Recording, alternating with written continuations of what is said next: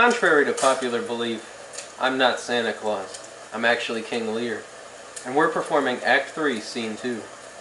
This important scene is a turning point in the development of Lear's character and shows the loyalty of the Fool and the Kent, played by Robert and Claire, respectively. After both his daughters lock him out in the storm, Lear finally begins to realize his mistakes.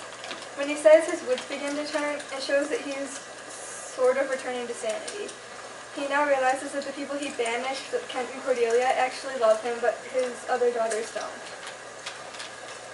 This scene explores many of the play's motifs, such as selfishness, naivety, and the concept of nothingness, as well as how the Fool usually knows much more than the other members of the play do.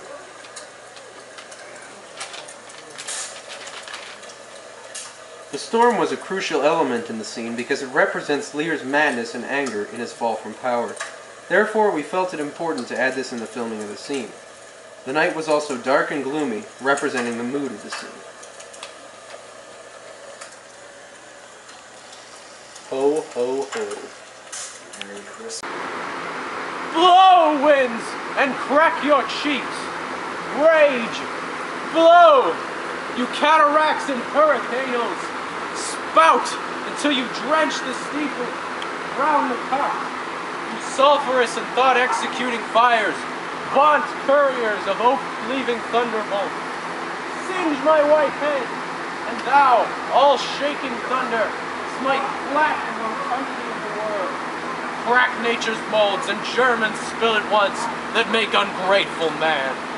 Oh, nuncle, pour holy water in a dry house is better than rainwater such as this out of doors. Good nuncle, in and ask thy daughter's blessing. Here's a night that pities neither wise man nor fool. Rumble thy belly full, spit fire, spout rain, nor rain, wind, thunder, fire are my daughters. I tax not you, you elements, with unkindness. I never gave you kingdom, called you children. You owe me no subscription. Then let fall your horrible pleasure.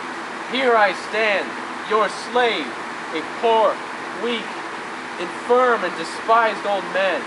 But yet I call you servile ministers, that have with 2 pernicious daughters joined your high-engendered battles against a head so old and white as this. Oh, 'tis foul. He that has a house to put's head in has a good headpiece. The codpiece will house before the head has any. And the head and he shall louse, so beggars marry many. The man who makes his toe what his heart should make, shall love a corn cry woe, and turn his sleep to wait. But there was never so fair a woman, but she made mouths in a glass. No, I will be the pattern of all patience. I will say nothing. Who's there? Mary, here's grace and a codpiece. That's a wise man and a fool. Alas, sir, are you here? Things that love not such nights as these. The wrathful skies gather the very wanderers of the dark, and make them keep their pace.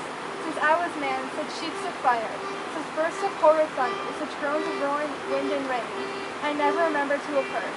The man's nature cannot carry the affliction nor the fear. Let the great gods that keep this dreadful pother over our heads find out their enemies now. Tremble, thou wretch, that hast within thee undivulged crimes, unwhipped of justice. Hide thee, thou bloody hand, thou perjured and thou similar man of virtue, that art incestuous, caitiff to pieces shake, that under covert and convenient seeming hast practiced on man's life. Close pent-up guilts, rive your concealing countenance, and cry these dreadful summoners grace. I am a man more sinned against than sinning. Alack, bareheaded, gracious my lord, hard by here is a hovel. Some friendship will it lend you against the tempest. Repose you there, while I to this hard house, more harder than the stones or rocks since raised, which even but now, demanding after you, deny me to come in, return, and force their scanty courtesy. My wits begin to turn. Come on, my boy! How doth? My boy? Art cold? I am cold myself. Where is this straw, my fellow? The art of our necessities is strange, and can make vile things precious. Come, your hovel. Poor fool and knave, I have one part in my heart that's sorry yet for thee. spend a little tiny wit. With hey-ho, the wind and the rain. Must make content with his fortune's fit. The rain reigneth every day. Come,